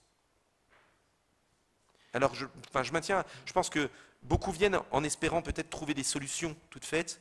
Je n'ai rien d'autre à apporter plutôt qu'une espérance. Enfin, dans mon approche. Par rapport à cet ami dont vous nous avez partagé la souffrance du deuil de ses proches, sa question vis-à-vis de Dieu, enfin, les questions ne sont pas forcément des questions qui attendent des réponses, enfin, qui attendent des mots. On dit souvent que la meilleure chose qu'ont faite les amis de Job quand ils lui ont rendu visite, c'était au début, quand ils sont fermés leur bouche et qu'ils étaient juste à côté de Job pour l'entourer et pour le soutenir. Et il y a bien des situations où en fait être en silence c'est une bonne attitude. Être en silence ou avoir des gestes de sympathie. Enfin, vous connaissez votre ami, je ne sais pas, mais il y a des tas de gestes de sympathie qu'on nous a appris depuis tout petit et qui sont bons à utiliser dans ces moments-là. Et puis ensuite, donner aux personnes une occasion d'exprimer sa souffrance, ça c'est vraiment capital, mais aussi de saisir cette souffrance-là comme un signe de l'attachement que votre ami avait à ses proches et pouvoir, à un moment, il faut voir le moment, mais ça peut être aussi beau pour elle de pouvoir avoir quelqu'un à qui dire la relation qu'elle avait avec ces proches-là, ce qu'elle aimait chez son père, sa mère, sa tante, son frère, etc. Et pourquoi ces personnes lui manquent et quel vide ça fait dans sa vie. Mais je trouve à la fois les plus grandes souffrances dans nos vies et les plus grandes joies, ce dont on a le plus besoin, j'ai l'impression, c'est de quelqu'un à qui les dire. quelqu'un à qui les dire. Il y a tellement de personnes qui disent moi je suis tellement reconnaissant pour ma vie, mais je ne sais pas à qui le dire, je ne sais pas à qui dire merci. Et pareil, j'ai des souffrances terribles et je ne sais pas à qui en parler. Et il y a une image assez forte qu'utilise Paul, qui était donc un juif anti-chrétien du 1er siècle, qui, après avoir rencontré Jésus, est devenu chrétien, qui parlait du peuple de ceux qui suivent Jésus comme d'un corps, avec des mains, des pieds, des oreilles, etc. En disant, voilà, Jésus est parti auprès de Dieu, maintenant c'est vous, ses oreilles, c'est vous, ses mains pour épauler, ses oreilles pour écouter, c'est vous, ses pieds pour aller rendre visite, et la balle est dans votre camp. Et si quelqu'un vous dit, mais je ne vois pas Dieu dans ma vie, eh ben, c'est peut-être qu'elle ne vous voit pas assez dans sa vie. Voilà. Mais je pense que tu peux être pour cet ami un réconfort puissant. Enfin, Dieu nous a donné cette capacité-là. On ne sait pas comment s'y prendre parce que c'est pas facile comme situation. Mais essayons et on fera au fur et à mesure plus de bien que de mal, je pense, hein, de toute façon. La dernière question. Allô. Désolé, elle sera peut-être un peu longue. En fait, c'est par rapport au discours que vous aviez qui était basé sur la souffrance de Jésus. En fait, la souffrance, enfin, la douleur, c'est dire j'ai mal. La souffrance, c'est dire je suis mal. Il y a des situations où on peut ressentir la souffrance, comme le deuil d'un proche, où on peut dire je suis mal, enfin où on a mal, mais on n'a pas de douleur à proprement parler. Donc en fait, on souffre, mais sans avoir de douleur. Et en fait, si on considère que Jésus est le Fils de Dieu, ou plutôt que c'est l'enveloppe charnelle de Dieu sur terre, on ne peut pas vraiment considérer qu'il a souffert. On peut considérer qu'il a ressenti de la douleur. Je suis désolé, j'ai noté parce que c'était un peu long. On se doit de considérer qu'en venant sur terre et qu'en se faisant crucifier sur la croix, il est heureux, entre guillemets, heureux de racheter nos péchés. Si on considère qu'il a souffert, alors on ne peut pas considérer que c'est le Fils de Dieu puisque ce n'était pas un processus divin, ce n'était pas quelque chose de calculé. Et comme Dieu est par définition omniprésent, omniscient et omnipotent, il sait tout. Et donc forcément, il avait dans l'idée de le faire. Et au-delà même de ça, Dieu qui est une entité supérieure, si on la considère comme telle, le concept de psychologie, donc de souffrance, on ne peut même pas l'imaginer. On ne peut pas considérer que Dieu puisse souffrir. On peut considérer que s'il rentre dans un corps humain, alors il peut ressentir de la douleur, mais il ne peut pas souffrir au sens où c'est psychologique. Et donc voilà, j'avais du mal à comprendre toute votre argumentation sur Jésus qui souffrait. Et voilà, c'est tout. Tu veux commencer et je continue. N'importe. Alors, dans la conception donc de la compréhension de l'incarnation, on parle de distinction de nature. On va parler d'une nature divine et d'une nature humaine. Donc Jésus est 100% Dieu, 100% homme, et en fait souvent on a tendance à le considérer soit à 50% Dieu, 50% homme. Et donc ne pas considérer totalement sa nature humaine. Ce qui fait que, par exemple, quand Jésus était charpentier, s'il s'est mis un coup de marteau sur les doigts, il a réellement eu mal. Et que ce n'était pas simplement une enveloppe qui en formait, qui était un petit peu comme un truc qui enveloppait voilà, un esprit ou je ne sais pas trop quoi. On parle vraiment d'une corporéité. Il était réellement homme comme nous, il avait vraiment les mêmes choses que nous, c'est-à-dire le besoin de manger, le besoin, enfin tous les besoins que nous avons, qui sont les besoins qui sont les nôtres, besoin même d'avoir des amis, besoin, enfin voilà, tous ces besoins-là. Et donc, je crois qu'on peut maintenir qu'il était 100% Dieu tout en étant 100% homme. Alors du coup, s'il est 100% homme, ça veut dire aussi qu'il peut ressentir la souffrance, donc la souffrance de relations perdues, la souffrance et même l'angoisse de ce qu'est la souffrance. Si jamais je vous dis que dans 3 heures, on va vous mettre des gros clous dans les talons et puis dans les mains, puis que vous allez souffrir pendant 3 heures en étant suspendu, enfin, c'est tout à fait légitime déjà d'avoir et c'est pas beauté en touche que de se poser la question si la souffrance intérieure est une souffrance. Donc voilà, je pense qu'il a réellement souffert. La Bible nous le présente comme cela, dans le jardin de Gethsémane, hein, on voit vraiment un Jésus souffrant, qui vit réellement l'humanité avec ce qu'elle représente. Et bien sûr, je pense que derrière, il avait cette espérance, et du coup je maintiens le mot d'espérance, mais qui n'efface pas la souffrance, cette espérance que cette œuvre n'était pas pour rien. Du coup, l'espérance n'efface pas la souffrance. Ce qui efface la souffrance, c'est de trouver une réponse dans la résurrection. Mais en attendant d'arriver à cette résurrection, je pense qu'on chemine quand même avec cette souffrance.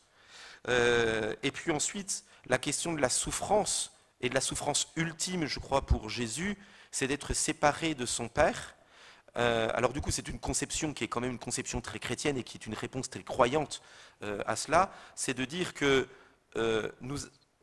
pour le chrétien, le bonheur est d'être en relation avec Dieu, parce qu'à partir du moment où nous sommes en relation avec Dieu, nous sommes aussi en relation avec les gens, avec le monde, avec les hommes, on est connecté.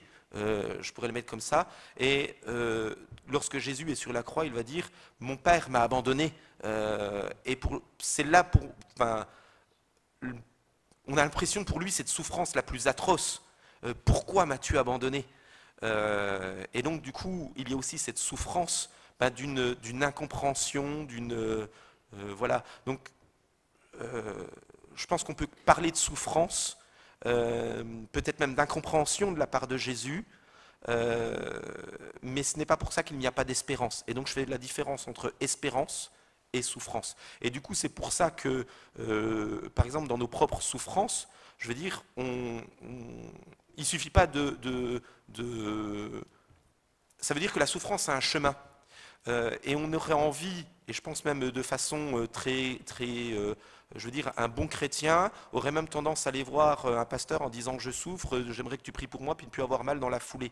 Je pense qu'il faut accepter aussi que la souffrance s'inscrit dans une histoire, et que il y a besoin, Jésus, on voit par exemple, se rapproche petit à petit de Jérusalem, et au fur et à mesure qu'il s'en rapproche, il y a une angoisse et une tension qui montent. Cette tension, elle devient ultime dans la semaine de Pâques, et elle devient encore plus ultime à partir de la soirée de Gethsémane, et elle devient encore plus ultime quand elle est à la croix, et puis ensuite il y a 3 jours où il ne se passe rien, désespoir total, avant de venir à une espérance et une réalisation de l'espérance.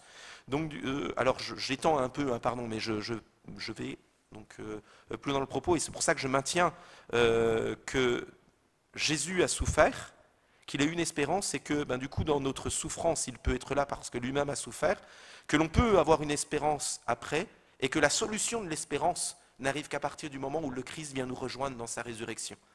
Donc du coup, je pense que la solution ne vient toujours pas de nous, mais de cette fois effectivement la résurrection. Et où à partir de ce moment-là, il a un corps nouveau, où il n'y a plus de souffrance. Oui, donc, pour compléter, je pense que merci pour cette question, qui est une question très importante, parce que la question de savoir si Jésus a vraiment souffert dans son corps, dans son âme, c'est la question de savoir si Dieu peut nous comprendre pleinement dans nos souffrances.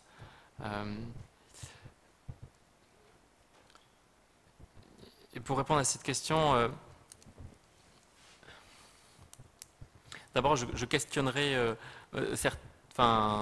certaines hypothèses émises, notamment l'idée que Dieu ne peut pas, l'idée de Dieu englobe l'idée de stabilité, d'absence d'émotion, etc. En posant la question suivante, mais qui sommes-nous pour dire ce que Dieu peut vivre ou ne peut pas vivre? Qui sommes-nous pour déterminer comme ça le mode d'existence de Dieu à partir de l'idée qu'on s'en fait? Dieu seul parle bien de Dieu. C'est à nous d'abord de l'écouter, de le voir sa manifestation dans l'histoire, avant de dire comment il est. Et c'est ce qu'ont fait les premiers chrétiens, c'est pour ça qu'ils sont passés d'un monothéisme avec l'idée que Dieu à la fois était transcendant et en même temps se communiquait dans le monde, donc une sorte de dualité, à une vision plus trinitaire, parce qu'en fait, les faits ne pouvaient ils ne pouvaient comprendre les faits que de cette façon-là. ce qui s'est passé avec Jésus, ce qui s'est passé avec la Pentecôte, l'Esprit Saint, etc. Et donc, c'est à nous de modeler nos concepts sur l'expérience de Dieu, et qui est une expérience en fait qui se fait à l'échelle des âges. Et donc, on doit prendre en compte ce qui s'est passé dans les siècles antérieurs.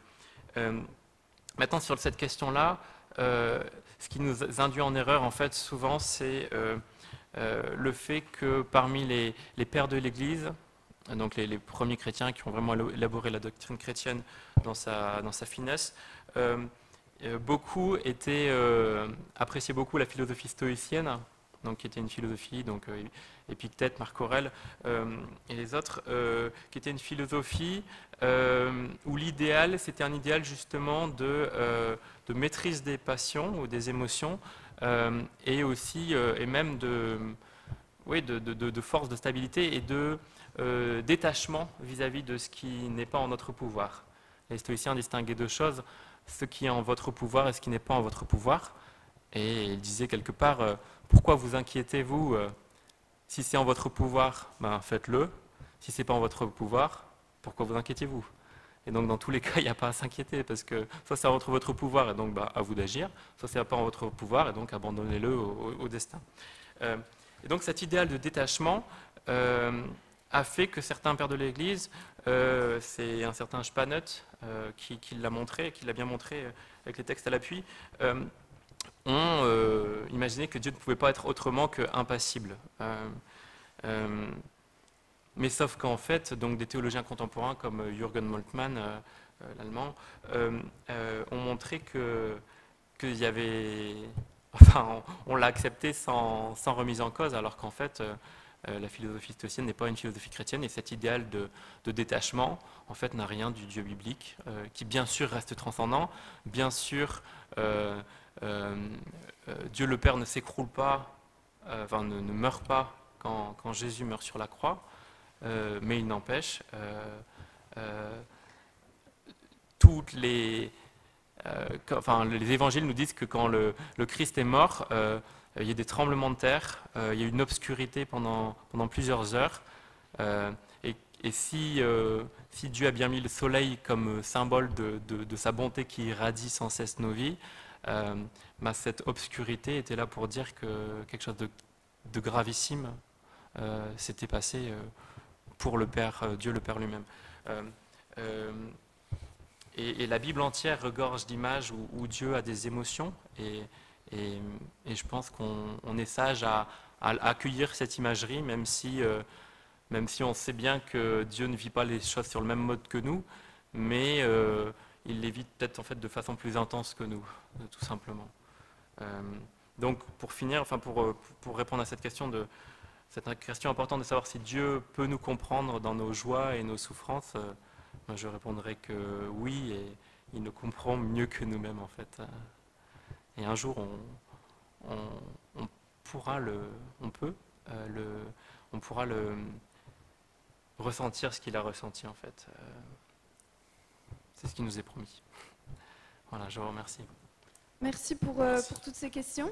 Donc, on va clore les discussions, et voilà, on a terminé cette soirée. Je vous remercie vraiment pour votre présence. Vous pouvez encore manger un coup, boire un coup et poser des questions aux orateurs si vous avez envie. Et je laisse Alan finir.